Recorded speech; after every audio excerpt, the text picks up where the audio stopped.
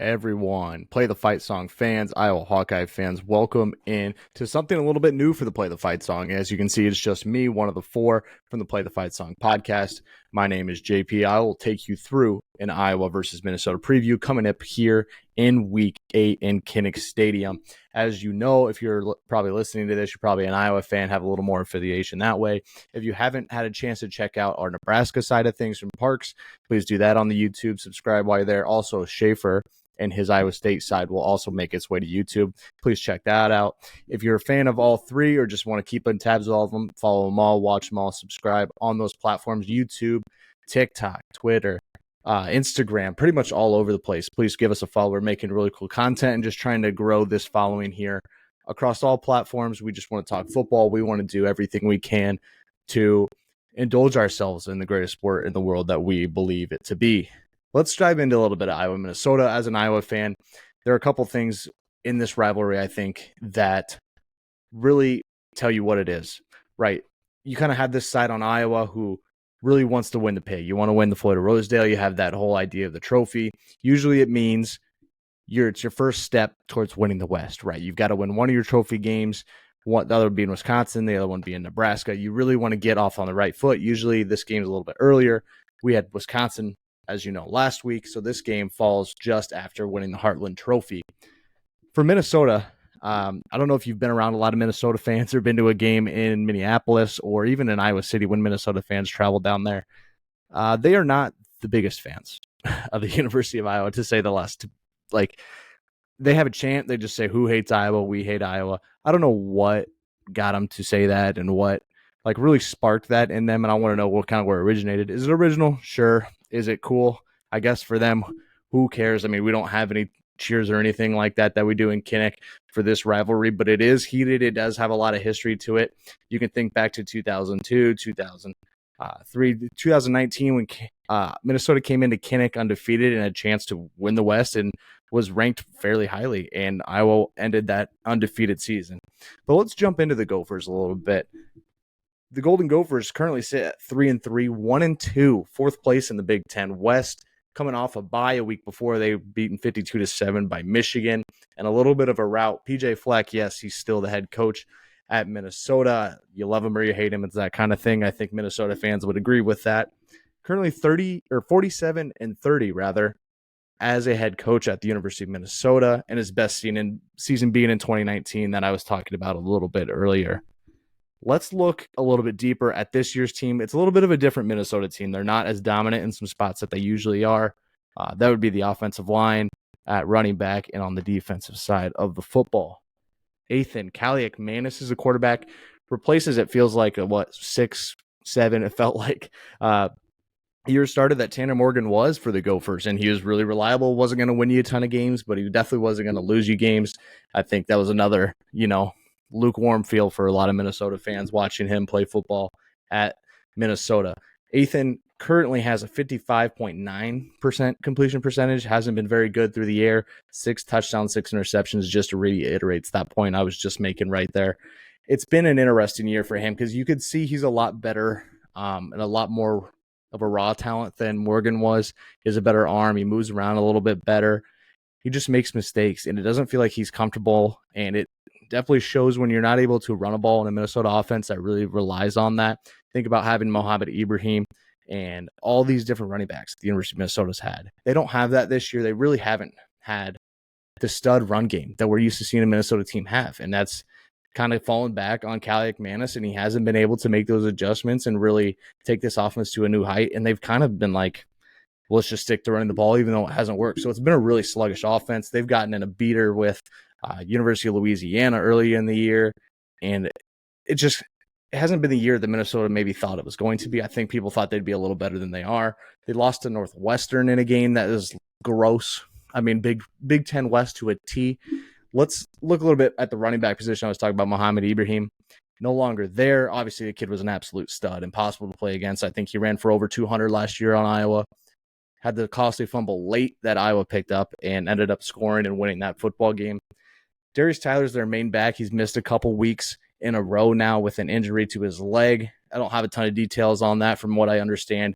It's kind of maybe he'll play Fleck's pretty quiet about it. He was hinting at the injury reports that the schools and coaches are now required to send out 2 hours before kickoff. Well, 2 hours before kickoff doesn't really change anything for us, right? The fan or even scheming. I'm sure Kirk has them prepared for the best running back that Minnesota can throw at them. I'm not sure if he'll play or not. Again, we'll see. But they have a couple backs that they have been feeding a ton. Zach Evans has been getting the majority of the carries. He's been more of the workhorse. We thought it'd be Sean Tyler coming into the year, or transfer from Western Michigan, but it has been Zach Evans. He went over 100 against Michigan a couple weeks ago. And I think when you look at this, it hasn't been great. Like, the rush attack is averaging 4.4 yards per rush. I mean, that's average. That'll put you around the 60s, 70s nationally out of 130 some. That you're used to seeing Minnesota up there a little bit higher, up around 5 and 4.8 area yards per rush. Again, missing the feature back, missing an offensive line that really could do it. And it's truly shown for this offense in some situations. The pass game struggled, as I was talking about, Kaliak Manis. They rank 118th in yards per completion at 10.5. That's not great. If you can't push the football down the field, I know that's going to prevent Iowa from really dropping a ton. They don't anyway. They're very confident in their safeties and their corners to really make plays. Iowa ranks super high in yards per completion in the country. They're not going to give up the big play. You're not going to beat them deep. So that really poses a threat. Minnesota is going to have to square up and run the football right into the teeth of an Iowa defense that has shown they can stop it. I think outside of the Penn State game, late in that game when they were just on the field for 40-some minutes, it felt like, that's when you saw that defense start to break down. And I don't see a situation here, and I'm hoping for not the situation where they're on the field that long now or through the rest of the year, right? The defense is solid. This is another thing Minnesota has really built on through Fleck. The defense has been good, but they aren't elite, as we've seen. They're lacking elite play at corner. They're lacking elite play up front. They've kind of been bullied on the defensive line, and that's something Iowa needs to really take advantage of. The Hawks ran the football well last week. I mean, they went 45 times for 220 at Wisconsin, and they were committed to it. I mean, that's roughly around 4 yards a carry-ish, somewhere in there. Check my math on that if you don't believe me, because I'm starting to second-guess myself a little bit on it, but they're committed to it, and I don't see a reason to change this week, and I don't think Kirk has any idea or any thoughts of possibly changing how they're going to do things. When you look at the Minnesota defense, they've been beaten through the air. I mean, torn apart. Louisiana has beaten them up like that. Northwestern ended up doing it late with Ben Bryant. North Carolina torched them. But is Iowa even going to try to do that? Maybe they'll roll out Deacon, get him in the flat, dump a couple balls off 5-6 yards downfield as we've seen, or maybe they'll go back into the screen game and go that direction. But him pushing the football down the field doesn't seem like something that's possible or something that he will want to do, that being Ferentz. I think he'll stick to the run game and just go off play action. Minnesota knows how to play Iowa. Iowa knows how to play Minnesota. It's just like last week where you know the team so well, you're going to have to butt heads knowing what's coming. So let's go into the Hawks a little bit. Sit atop the West after a win at Wisconsin in Madison, by the way. Eric all out. God, injuries on this offense has just been brutal.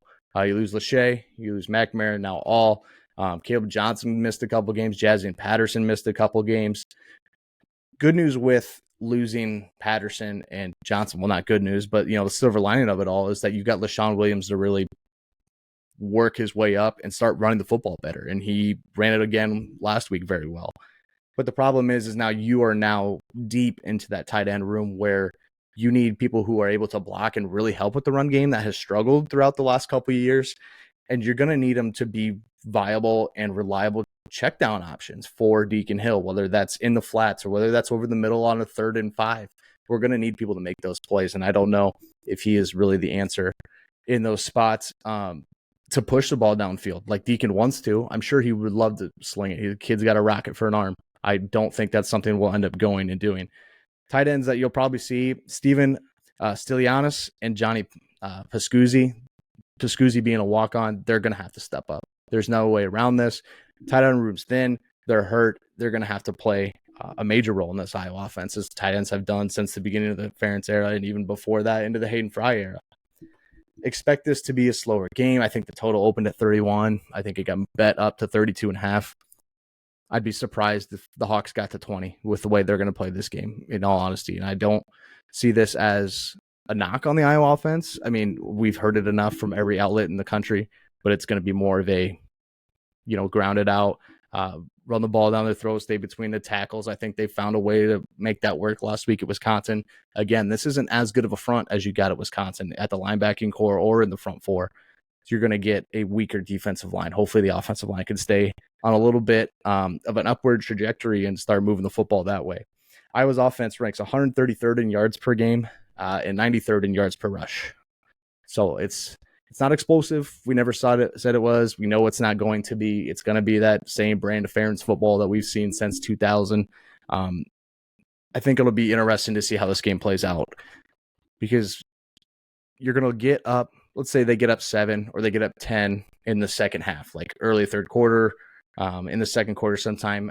How boring does the offense get? How vanilla does it get? How predictable do we become? Do we really sit back and sit on the football the rest of the game, or do we try to run the football more and more? Maybe not in crazy taking the shot form. Maybe we're play action, short dumps here and there, getting creative in the run game. I think that would be nice to see them try to put somebody away late in a game. I don't know if that'll happen again. I'm not a fortune teller. Nobody can read Kirk Ferentz's mind. So it'll be interesting to see. The Hawks are a 3.5-point favorite. Again, this will be at 2:30 in Kinnick Stadium on Saturday. Iowa's won 8 straight. Minnesota hasn't won in Iowa City since 1999. Those are stats we'd like to keep. We'd like to make that 9 in a row. We'd like to keep that stat at since 99. This one would be a big one. I think the Hawks would like to have 3 of their 4 trophy games won and rolling into a next week and just trying to get your feet under you as you get into the back end of this schedule, as banged up as this team is. So it'll be exciting. I think the Hawks have a really good shot to win this one. I like their chances.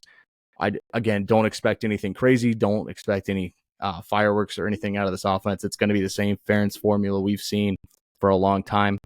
And I appreciate everybody jumping in and watching this here on YouTube. Again, we're on Instagram, Twitter, TikTok, all the other platforms. Give us a look. We'll have our preview episode dropping Thursday, as we do every week, for the upcoming weekend slate. Thank you again. We'll see you next time.